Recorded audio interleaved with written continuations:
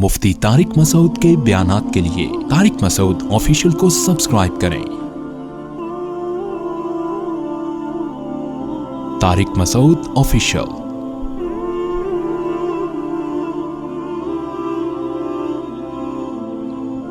एक बात तमाम पैगंबरों में मुश्तरक थी, वो बहुत अहम बात है, उसको खूब अच्छी तरह समझें।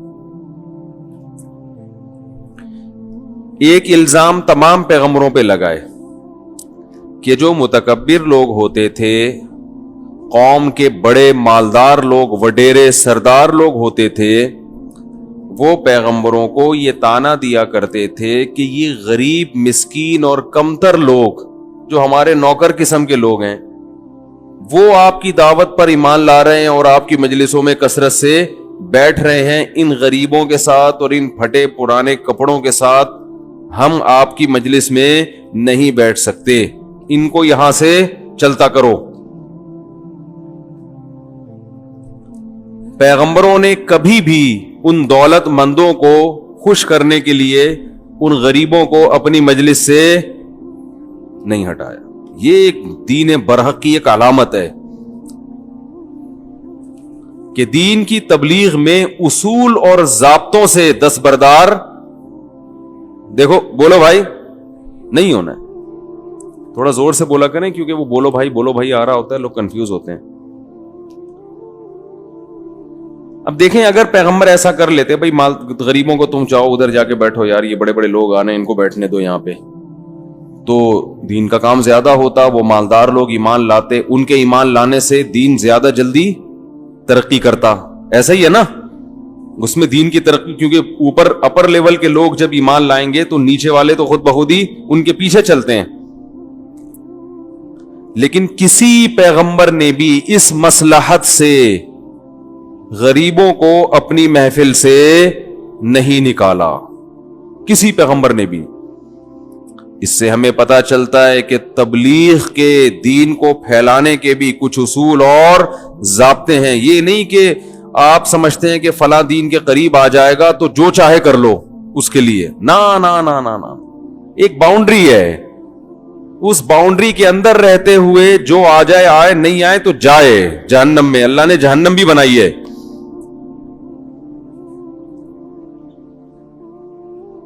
आ रही है समझ में? अब अगर मालदार आदमी को गरीब के साथ बैठते हुए शर्म आ रही है तो हम उसकी वजह से गरीब को मजलिस से नहीं निकाल सकते। तुम्हें आ रही है तो ये तुम्हारे अंदर का तकब्बुर है, ये तुम्हारे अंदर का। हां, मालदार को अगर सहूलत नहीं मिल रही, मिसाल के तौर पर वो ऐसी जगह बैठना उसके लिए अमली तौर पर मुमकिन नहीं है, वो आदत नहीं है उसको ऐसी जगह बैठने की, बीमार हो जाता है वो ऐसी जगह, जैसे होता है ना भाई, वो प्रोटोकॉल, ऐसी गर्मी बर्दाश्त नहीं हो रही उससे, वो एसी का आदी है और आपने धूप में इज्तिमा हो रहा है ठीक है ना, तो वो उसकी सहूलत के लिए अलग इंतजाम कर देना, वो एक अलग चीज है। लेकिन तकब्बुर की वजह से कि हमारा जो स्टेटस है वो ऐसा नहीं है, हम तो 21वें ग्रेड के हैं, दीन की बात इन लोगों के साथ बैठ के सुने, ये हमसे नहीं होता। तो आप 21वें ग्रेड के अपने ऑफिस में हैं, अपने ऑफिस से बाहर, बल्कि आप अपने घर में भी 21वें ग्रेड के, हालांकि आपकी बीवी तो 11वें स्केल की भी नहीं है, मगर उसके सामने आप 21वें ग्रेड के होते हैं। तो 21वां ग्रेड सिर्फ अपने ऑफिस में होता है, ऑफिस से बाहर बोलो भाई नहीं होता। आप कहेंगे कि नबी ने तो यह फरमाया कि अनजिलुन नास मनाजिलहुम, लोगों से उनके मर्तबे के मुवाफिक पेश आओ, तो 21 ग्रेड वाले को वो प्रोटोकॉल बाहर भी मिलना चाहिए। तो इसका मतलब यह है कि एक आदमी एक चीज में अपनी तौहीन महसूस करता है, बड़ा ऑफिसर, वो छोटा आदमी उस चीज में अपनी तौहीन महसूस नहीं करता। तो अब छोटे आदमी के साथ आप अगर कोई ऐसा मुआमला कर रहे हैं, उससे अबे तबे से बात कर रहे हैं, तो वो महसूस नहीं करता इसमें। लेकिन अगर ऑफिसर से अबे तबे से बात करेंगे, वो अपनी बेइज्जती महसूस करेगा। तो ऐसे मौके पे ऑफिसर की रियायत करनी चाहिए,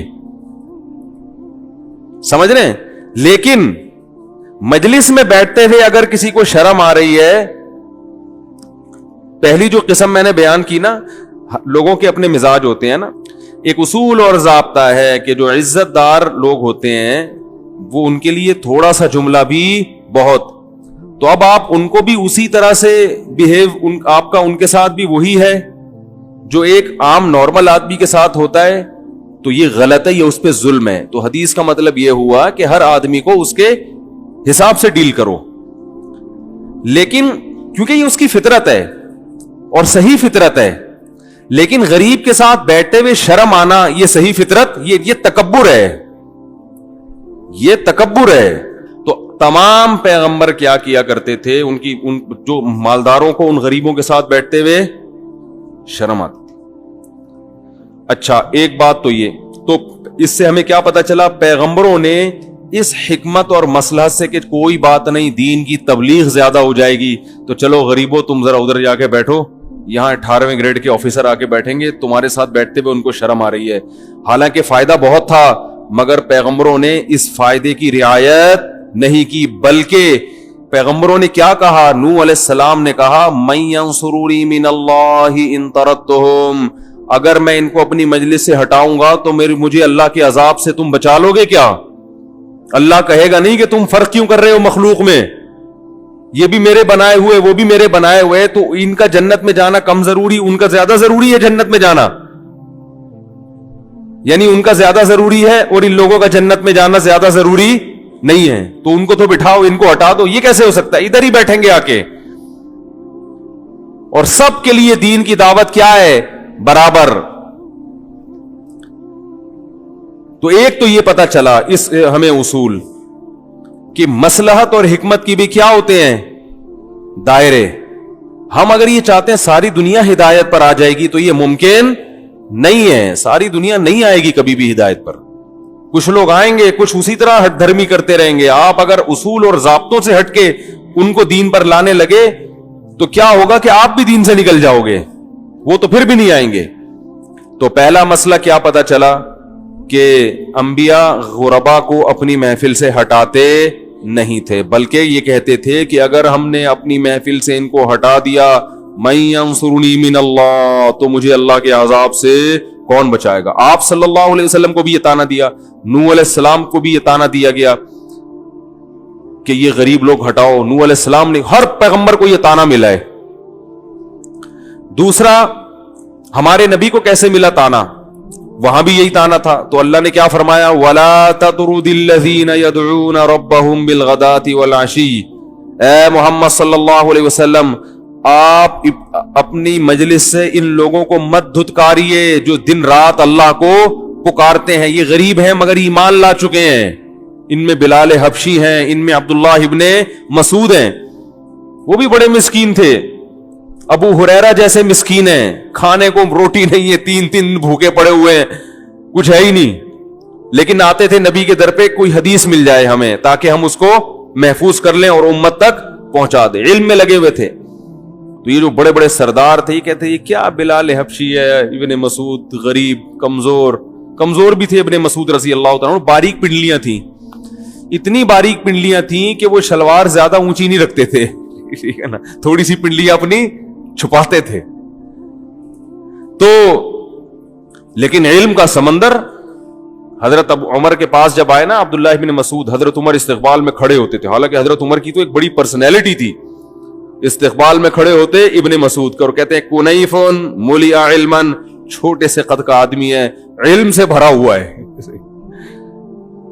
کیسی تعریف کرتے, چھوٹے سے قد کا آدمی ہے مگر علم سے بھرا ہوا ہے. تو یہ علم سے ایسے ہی بھرے تھے کہ آ کے نبی کے در پہ پڑ گئے.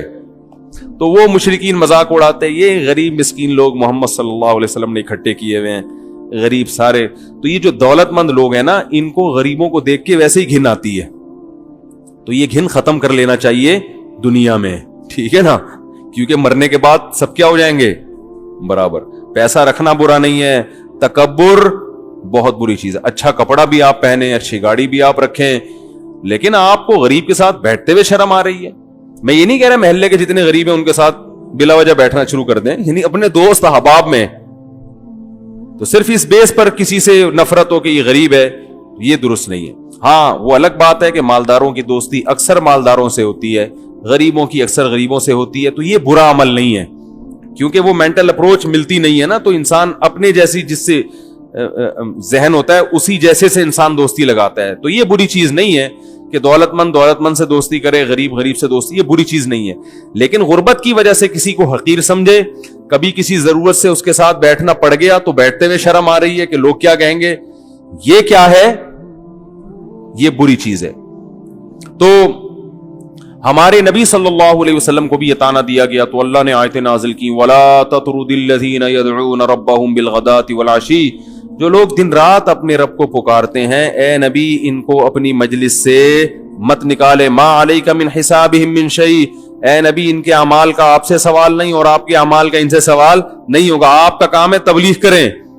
اور اللہ نے یہ بھی فرمایا وَلَا تَعْدُ عَيْنَاكَ عَنْهُمْ, ان سے اپنی نظریں ہٹانا بھی نہیں ہے. تُرِيدُ زِينَةَ الْحَيَاةِ الدُّنْيَا, ایسا نہ ہو ان دولت مندوں کے پیچھے گویا کہ آپ دنیا تلاش کرنے میں لگے ہوئے ہیں. حالانکہ نبی یہ کام, نبی کہاں دنیا تلاش کر, لیکن آپ کے عمل سے ایسا لگے کہ آپ مالداروں کو زیادہ فوکس کر رہے ہیں اور غریبوں کو اہمیت نہیں دے رہے. تو آپ کے عمل سے بھی یہ نہیں ظاہر ہونا چاہیے. کتنی سخت دعوت. آپ بتاؤ معاذ اللہ نقل کفر کوئی جھوٹا نبی ہو, وہ تو سب سے پہلے کس کو فوکس کرے گا, ہے بھائی, وہ کہے گا یار یہ پہلے سارا اپر لیول کا طبقہ ہے, یہ غریب ان کو تو آ بھی رہے ہیں تو بھگاؤ یہاں سے, ان کی وجہ سے ہماری پرسنالٹی کیا ہو رہی ہے, ڈاؤن ہو رہی ہے. لوگ کیا کہیں گے یار یہ تو غریب لوگ, کیونکہ انسانی فطرت ہے وہ جو اپر لیول لوگ ہوتے ہیں نا ان کو دیکھ کے فالو کرتا ہے, نیچے والے طبقوں کو فالو نہیں کیا جاتا زیادہ تر. لیکن انبیاء نے کہا بھائی ہم اللہ کے لیے دعوت دے رہے ہیں تو ہم کیوں بھگائیں. اور اللہ نے یہ بھی فرمایا کہ وَإِذَا جَاءَكَ الَّذِينَ يُؤْمِنُونَ بِآيَاتِنَا, اے نبی نہ صرف ان غریبوں کے ساتھ آپ کو بیٹھنا ہے بلکہ جب یہ آپ کی مجلس میں آیا کریں فَقُلْ سَلَامٌ عَلَيْكُمْ, تو ان سے کہا کرو اللہ نے تم پر سلامتی بھیجی ہے, ان کی عزت بھی کریں. كَتَبَ رَبُّكُمْ عَلَى نَفْسِهِ الرَّحْمَةَ, اور تمہارے رب نے تمہارے لیے اپنے اوپر رحمت کو لازم کر لیا, فرض کر لیا ہے. قرآن میں آتا ہے نا کتبہ علیکم الصیام, رمضان میں روزے ہم پر کیا ہے, فرض ہے. تو کتبہ کا مطلب کیا ہے, لکھ دی اللہ نے یہ بات. تو اللہ فرماتے ہیں ان سے کہہ دیجئے کہ تمہارے رب نے اپنے اوپر تمہارے لیے رحمت کو لکھ دیا ہے. لکھے کا فیصلہ کبھی واپس نہیں ہوتا. اور کیسے رحمت لکھ دی, انہ من عمل منکم سوءا بجہالۃ, اگر تم میں کبھی غلطی جہالت سے کوئی غلطی ہو بھی گئی, گناہ ہو بھی گیا, ثم تاب من بعدہ واصلح, پھر تم اگر توبہ کرو گے اور آئندہ اپنے اعمال درست کر لو گے, فانہ غفور الرحیم, اللہ بڑا معاف کرنے والا اور رحم کرنے والا ہے.